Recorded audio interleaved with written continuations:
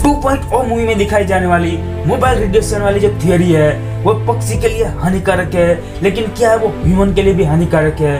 2.0 movie में दिखाया गया जो भी कॉन्सेप्ट है मोबाइल रेडिएशन से लेकर, क्या वो सच है रियल लाइफ के अंदर, उसके बारे में प्रूफ के साथ डिस्कशन करने वाले इस वीडियो के अंदर आपका दिमाग पूरा का पूरा घूम जाएगा और मोबाइल यूज करने से पहले 100 बार जरूर सोचोगे। तो हेलो फ्रेंड्स, मैं हूं रोनी और आप सभी का स्वागत है एक और वीडियो में। तो 2.0 मूवी सबने देखी है, रोबोट 2.0, जिसमें चिट्टी है, पक्षी राज है, मोबाइल रेडिएशन है और उसी के रिलेटेड बहुत सारी चीजें हैं। और उसमें एक सवाल क्रिएट किया गया था, एक सवाल खड़ा किया गया था कि क्या मोबाइल रेडिएशन जो है वो पक्षियों के लिए हानिकारक है। और उस में बताया गया था कि हाँ, कि मोबाइल रेडिएशन पक्षियों के लिए बहुत ज़्यादा हानिकारक है और उनकी वजह से बहुत सारे पक्षियों की जो प्रजाति है वो लुप्त होती जा रही है, उनको बहुत सारे प्रॉब्लम्स झेलने पड़ रहे हैं।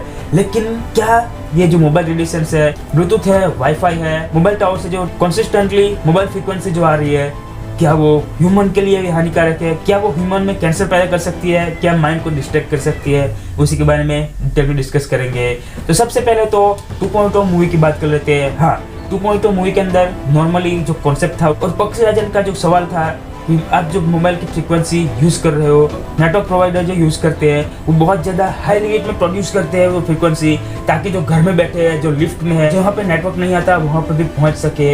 लेकिन उससे प्रॉब्लम क्या होता है, हाई फ्रीक्वेंसी जो होती है, मतलब जो लिमिट सेट है, जो ट्रायल ने सेट की हुई है, उससे ज़्यादा फ्रीक्वेंसी बहुत दूर है, उन लोगों तक तो मोबाइल नेटवर्क पहुंच रहा है, लेकिन जो नज़दीक है वहाँ के जो पंछी है, वहाँ के जो ह्यूमंस है, उनके ऊपर इफेक्ट हो रहा है। ठीक है, उसका प्रूफ और उसका एक जो मास्टर प्लान है वो मैं आपको आगे वीडियो में बताता हूँ। वीडियो में जरूर बने रहो और जिसने सब्सक्राइब नहीं किया कर दो अभी कभी। ठीक है, और उस मूवी में यही बात को उठाया गया था कि जो नेटवर्क प्रोवाइडर है उनको जो लिमिट सेट है उतना ही फ्रीक्वेंसी प्रोवाइड करना चाहिए और साथ में बहुत सारे नेटवर्क की जगह पर सिर्फ एक नेटवर्क ही होना चाहिए और जो मोबाइल टावर की फ्रीक्वेंसी है उनको भी रेगुलरली चेक करते रहना चाहिए। यही मतलब पक्षी राजन का ओवरऑल जो सवाल था, ओवरऑल जो उसका कहना था वो यही था। और उसका जो डार्क साइड है वो हमको मूवी के अंदर ही दिखा दिया गया था और वो बिल्कुल सच ही होता है। ठीक है, जैसे कि मूवी के अंदर पक्षी राजन को डिफेक्ट करने के लिए, उसको हराने के लिए मोबाइल फ्रीक्वेंसी को जब भी चेकिंग आने वाली होती है तब मतलब नॉर्मल कर दिया जाता है, बाकी ज़्यादा रहती है। तो भाई अभी हमको नहीं पता, लेकिन ये चीज़ रियलिटी में भी होती है, क्योंकि अभी 5G आया है, सबको नेटवर्क चाहिए, फ्रीक्वेंसी तो बढ़ानी पड़ेगी, फिर पक्षियों को जो भी होना है वो होता रहेगा, लेकिन ह्यूमन को जो नेटवर्क की स्पीड चाहिए, जो नेटवर्क बेस्ट स्पीड देगा पब्लिक उसी के पास जाने वाली है और इसी वजह से उनको फ्रीक्वेंसी बढ़ानी पड़ेगी। ठीक है, और जैसे 5G आएगा, 6G आएगा, जितनी जनरेशन आती जाएगी फ्रीक्वेंसी का जो लेवल है उसको बढ़ाना ही पड़ेगा, तभी स्पीड आएगी और तभी भारत के हर कोने के अंदर जो नेटवर्क है वो पहुंच पाएगा। ठीक है, ये उनका बेसिक फंडा है और जितना ज़्यादा वो नेटवर्क लोग यूज़ करेंगे उतना ज़्यादा उनके पास पैसा है, उतनी ज़्यादा इनकम है, तो वो तो करने ही वाले हैं, उसमें कोई दो राय नहीं है। चाहे जितना भी रेगुलेटरी लगा लो, लेकिन ब्लैक में जो काम होता है वो होता ही है। हर एक क्षेत्र की बात कर ले।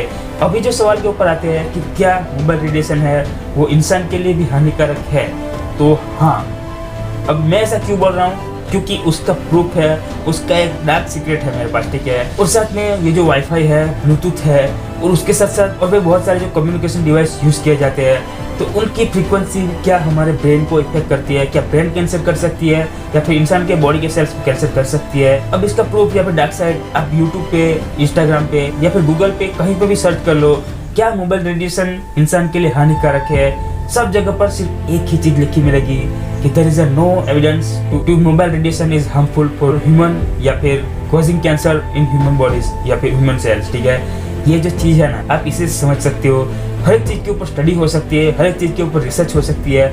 और ये जो इतना बड़ा मार्केट है मोबाइल का, ये जो इलेक्ट्रॉनिक्स का जो इतना बड़ा मार्केट है, ये जो नेटवर्क का मार्केट है, उसके रिलेटेड कोई रिसर्च ही नहीं हुई है। क्यों? या फिर क्या ये डार्क बात नहीं हो सकती है कि बहुत सारी रिसर्च हुई हो लेकिन उसको हटा दिया गया हो?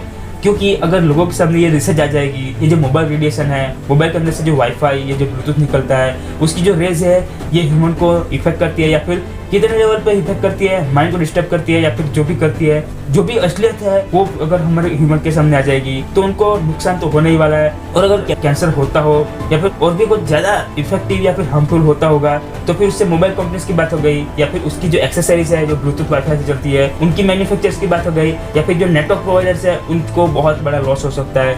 और इसीलिए बहुत बड़ी बड़ी जो कंपनी है, उनके जो मालिक है, ये जो रिसर्च है वो या तो हटा दी गई है या फिर उसको होने ही नहीं दिया गया है, क्योंकि यही एक डार्क सीक्रेट है, यही एक प्रूफ है कि ये जो रिसर्च पेपर्स अवेलेबल नहीं है ना इंटरनेट के ऊपर, तो इसका सीधा मतलब ये है कि उसको होने ही नहीं दिया गया है, या फिर हो गई तो फिर उसको हटा दिया गया है, ठीक है।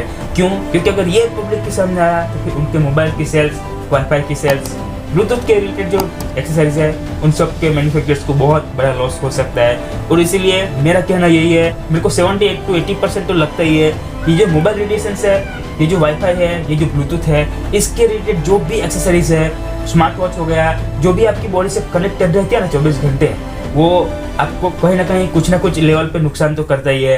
आपके ब्रेन की बात कर लो, हाँ कैंसर या फिर ब्रेन ट्यूमर तो काइंड ऑफ नहीं बात कर सकते, लेकिन आपके माइंड को डिस्ट्रैक्ट तो करती है, आपका माइंड तो दुखता ही है। और सुनने में तो यहाँ तक आया था कि अगर आप आपके फोन को सिर्फ एक ही साइड के अंदर पॉकेट में ही हमेशा रखे रहते हो तो उससे आप नपुंसक भी बन सकते हो, ठीक है। आपकी जो मतलब समझ रहे हो ना क्या कहना चाहता हूँ, उसके ऊपर इफेक्ट पड़ सकता है। ये सुनाई बात है, लेकिन क्या हो अगर ये सच हो। और बहुत सारे लोग ये भी कहते हैं कि हमेशा एक ही साइड कान पे फोन पे रख के बात मत करो, दूसरी साइड का भी यूज़ किया करो। क्यों भाई? अगर कुछ प्रॉब्लम नहीं होता तो फिर एक ही साइड बात करने में क्या पहुंच जाता है? अलग अलग साइड क्यों यूज़ करना है? समझ रहे हो बात को, ठीक है। तो मेरा मानना यही है कि भाई हर एक चीज़ को लिमिट में यूज़ करो।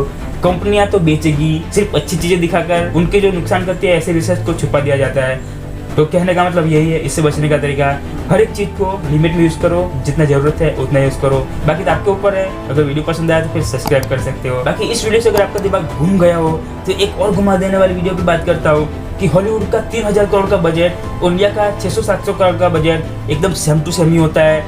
कैसे घूम गया दिमाग? हाँ, बहुत सारे लोग कंफ्यूज है कि हॉलीवुड की मूवी इसलिए अच्छी होती है क्योंकि उनका बजट 3000 करोड़ 4000 करोड़ होता है, तो इंडिया की मूवी की क्वालिटी खराब इसलिए होती है क्योंकि उनका बजट ही नहीं है 300 करोड़ 400 करोड़ 500 700 करोड़ होता है। लेकिन ये बहुत बड़ा झूठ है, ये बहुत बड़ा मिथ है, ठीक है। साथ में पुराने टाइम पर जो VFX हुआ करता था आज से 10-20 साल पहले, वो बहुत बढ़िया था। और आज के टाइम का VFX इतना घटिया, इतना खराब क्यों?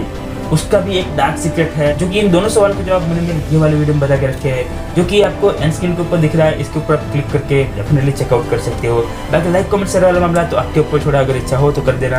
बाकी सब्सक्राइब जरूर कर देना, क्योंकि ऐसे ही दिमाग घुमाऊ थियरीज लाता रहता हूँ आप सबके सामने। तो आज की इस वीडियो में बस इतना ही, मिलते अगले वीडियो में। तब तक के लिए कीप लर्निंग, कीप वॉचिंग रोनी ऑफिशियल।